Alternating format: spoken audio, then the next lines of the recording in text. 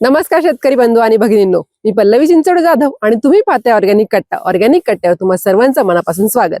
मंडळी, सध्या जर्मनीमध्ये सुरू झालंय स्प्रिंग सीझन. आता हा स्प्रिंग सीझन मार्च, एप्रिल, मे या 3 महिन्यांमध्ये चालतो आणि स्प्रिंग सीझन मध्ये वातावरण हे खूप चांगलं असतं. म्हणजे इथं सूर्य प्रकाश चांगला पडतो, त्यानंतर तापमान हे चांगलं वाढलेलं असतं आणि या दोन गोष्टी पिकांच्या वाढीसाठी ह्या उपयुक्त आहेत. म्हणून हा हंगाम हा पिकांच्या वाढीसाठी चांगला समजला जातो आणि याच हंगामामध्ये इथं पेरणी केली जाते.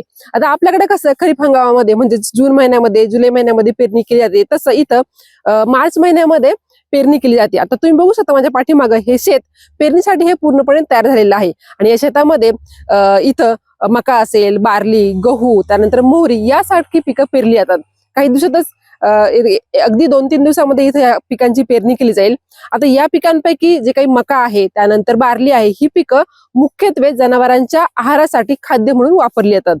आता तुम्ही म्हणाल की एवढ्या मोठ्या शेतामध्ये या पिकांच्या न्यूट्रिशनसाठी म्हणजे खत व्यवस्थापनासाठी काय वापरलं जातं, तर इथं आता पशुपालन हा व्यवसाय मोठा आहे जर्मनीमध्ये. त्यामुळे पशुपालनापासून मिळणारं जे काही शेण आहे, गोमूत्र आहे, याची स्लरी इथं वापरली जाते आणि ही स्लरी ही पूर्ण यंत्रांच्या साह्याने पूर्ण शेतामध्ये स्प्रेड केली जाते.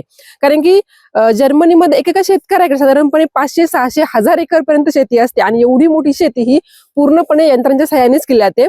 त्यामुळं इथं सगळी शेती ही यांत्रिकीकरण पद्धतीने केली जाते. तर मंडळी, तुम्हाला ही माहिती कशी वाटली मला कमेंटद्वारे नक्की सांगा. तर चला भेटूया पुढील माहितीपूर्ण व्हिडिओमध्ये. तोपर्यंत धन्यवाद.